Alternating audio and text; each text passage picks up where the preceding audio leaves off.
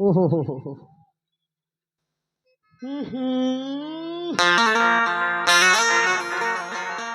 बस पी लगे। ये कैसे जी का हो गए? अब तो काला बताओ में है कैसे भारी दर्द रे भैया। कैसे कैसे दर्द होते का बारीगा?